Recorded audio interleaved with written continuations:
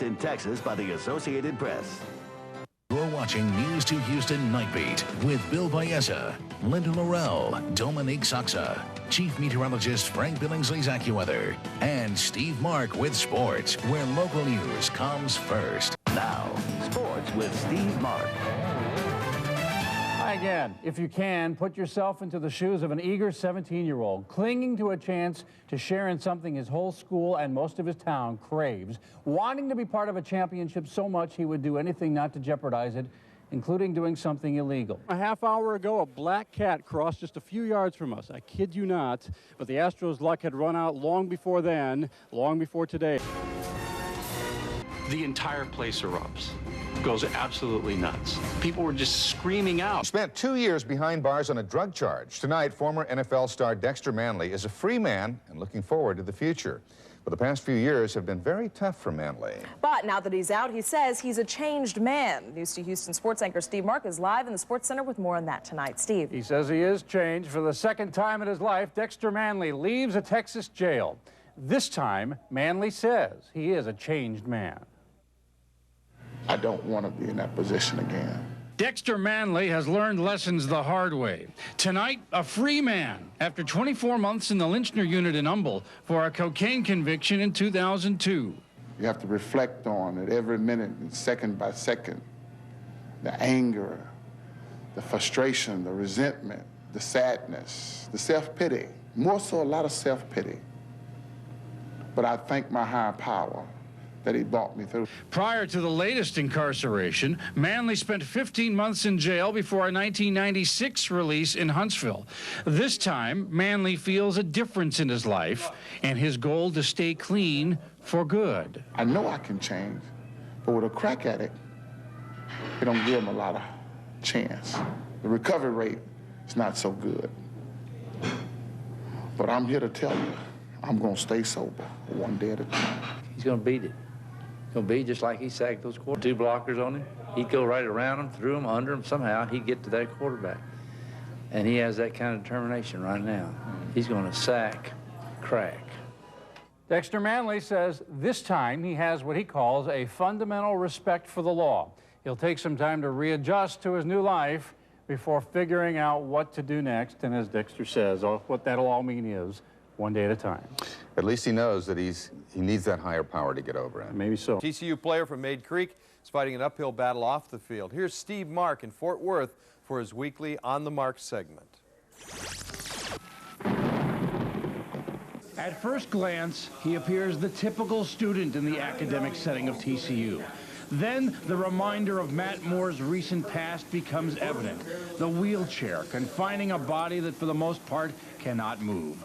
A jolting difference from just 2 years ago when Moore was a promising running back for the Horned Frogs, a walk-on who seemed to be building a future in college football until the accident.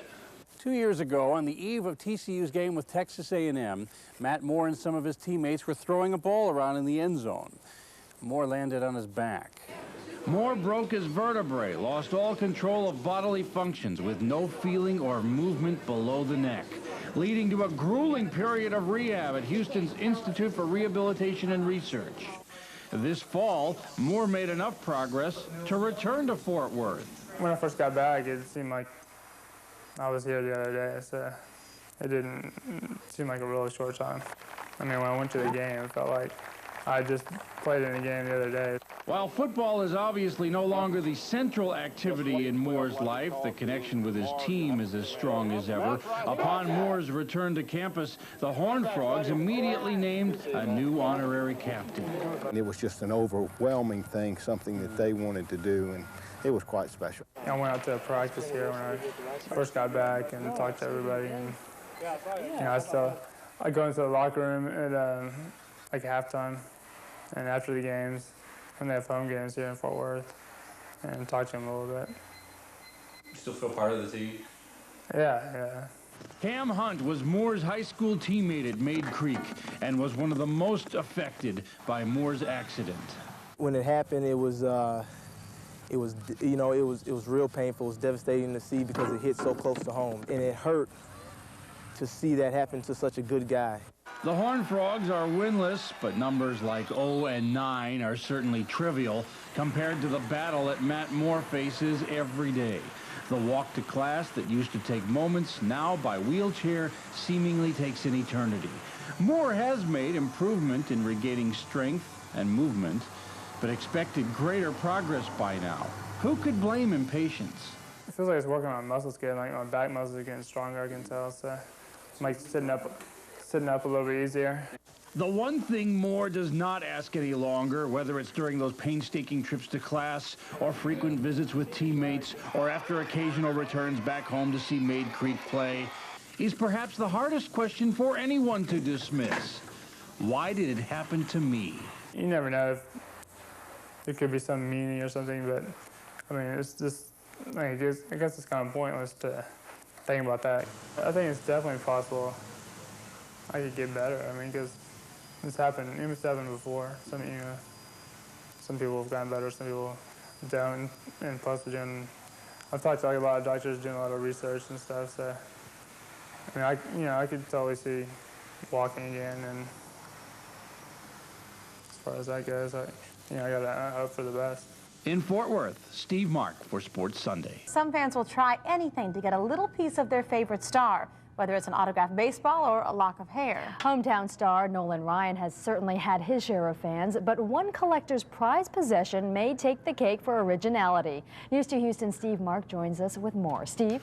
Well, back in 1991, when he was playing for the Rangers, Nolan Ryan complained of chest pains. He rushed to Arlington Memorial Hospital and after being examined, found out he had a strained muscle. 7 years later, a remnant of that hospital visit has resurfaced as the strangest of collector's items owned by someone who could be Ryan's biggest fan. You know, a lot of people laugh and think it's silly. Is it smart shopping or downright eerie that John Livingston owns this X-ray of Nolan Ryan's chest? Do you think it's kind of a strange thing to have as a collectible? No, I don't. Yeah. If I did, I wouldn't have bought it. He autographed it for me.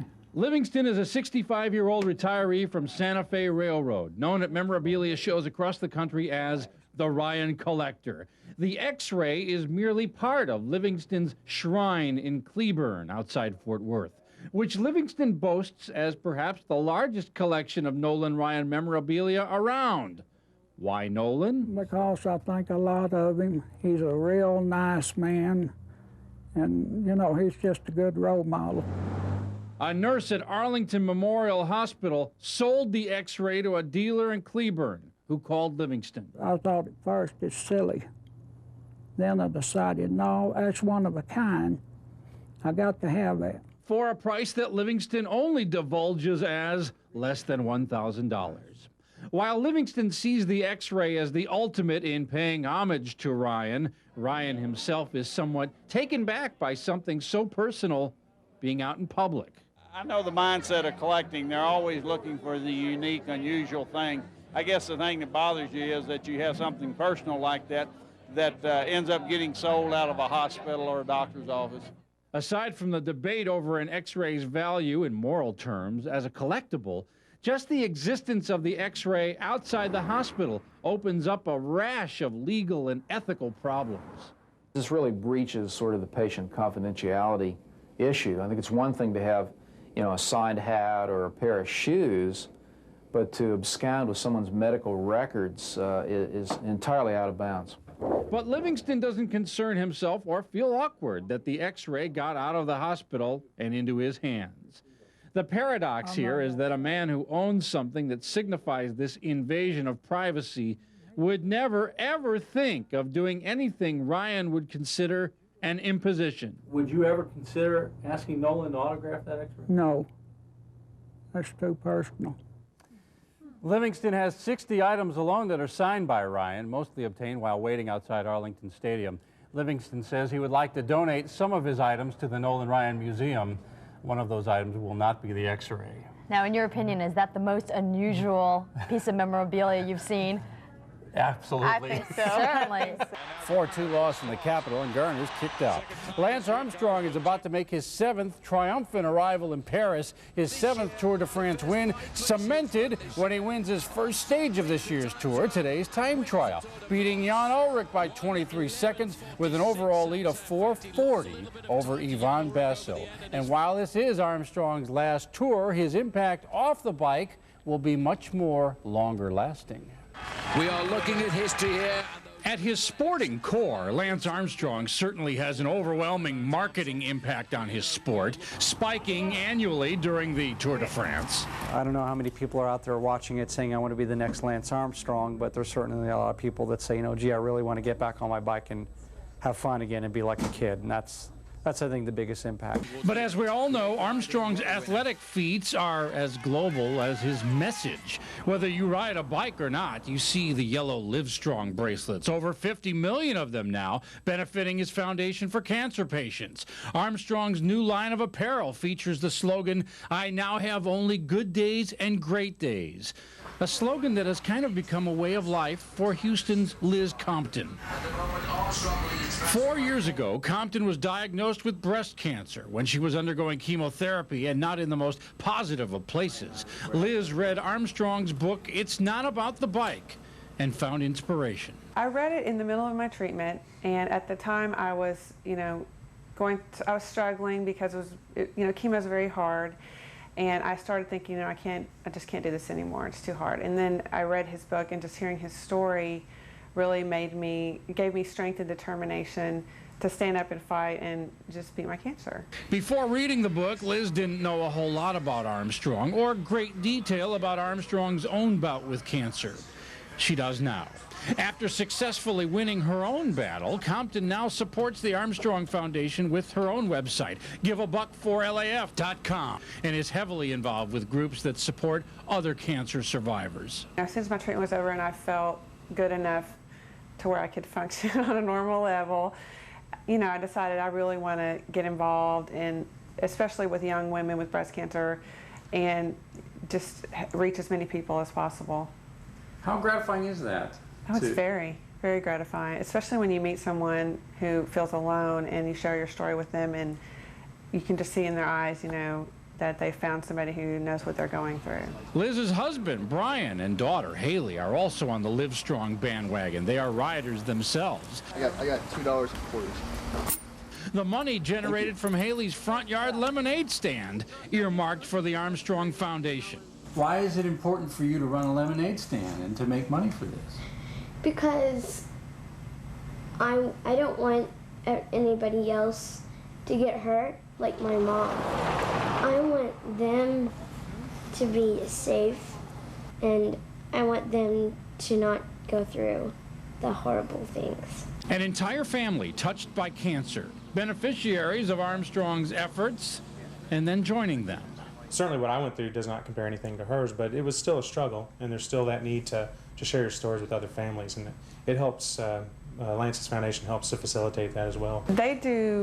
They're very good because there's sort of an area of cancer treatment that's really not there when you're talking about the doctors and the medical part of it.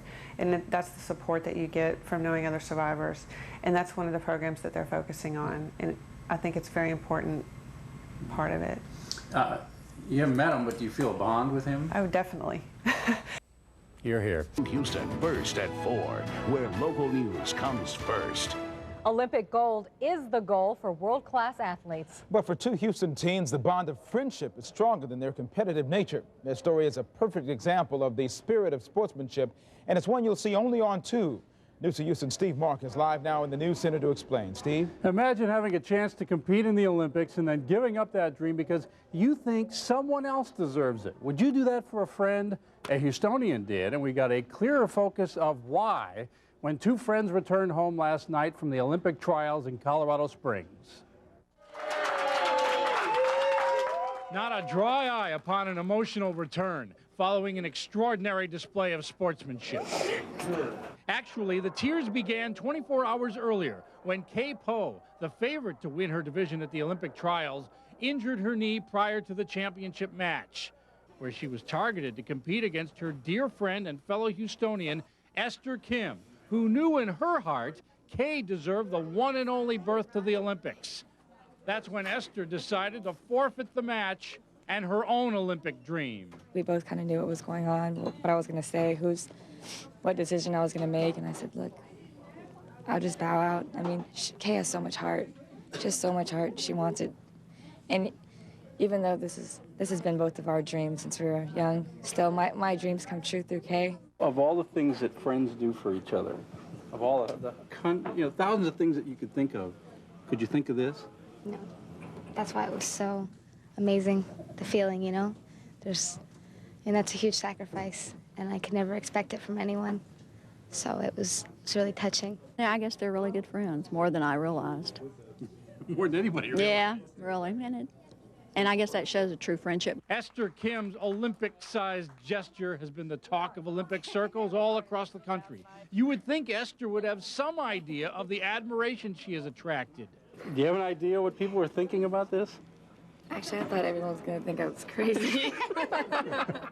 Hardly. Esther will travel to Sydney and root for Kay at the Olympics. We asked Esther if she will try again for her own Olympics years from now. Esther says she doesn't think so, saying, I kind of feel numb. Paul's future is now in the hands of one very lucky fan. And his story is our big story this afternoon here on News to Houston First at 4. Charles Murphy not only saw home run history made, he made the clutch catch at the historic ball and got so excited that he got a little tongue-tied.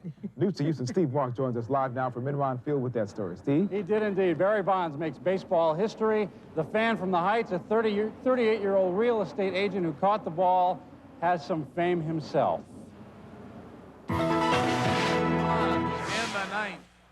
In the latter stages of last night's game, fans in Section 255, figuring Barry Bonds might not get another shot at home run number 70, started to clear out. That's when Charles Murphy made his move. If you're sitting there and somebody down the line moves and you think, well, maybe he'll hit here, then they're gone. They left with the bomb in the 7th and 8th. It's an empty seat. So I just moved a little over where there was less people going to give you elbow room, and I was a bomb. Top of the 9th, Bonds up for the last time of the series, and the pitch from Wilfredo Rodriguez suddenly heads Murphy's way. And thank God my son had bought his glove. I knew Bonds was coming up in the 9th, and I said, son, if he hits a good one and it's coming to us, I think I stand a better chance of catching it than you do. And I said, would you mind if I use the mitt? He goes, no, Dad, please do. You catch better than I would. Bonds makes history. Murphy has the history-making ball, now worth big bucks. Murphy makes news nationwide, not only for catching the ball, but for his description of the event shortly afterward. Felt the ball hit my hand, to pull it out, the rush of energy, the miraculous rush of estrogen or whatever it was, I'll tell you. And tonight at 5, Murphy's explanation today of that now infamous comment, and who's lining up to buy that famous ball. We're live at Enron Field. I'm Steve Mark. He is a very unusual man, isn't he? Well, Steve, let me ask you this question. How can they tell if it's the right ball? Major League Baseball went to great pains to code the different balls that Barry Bonds potentially would hit.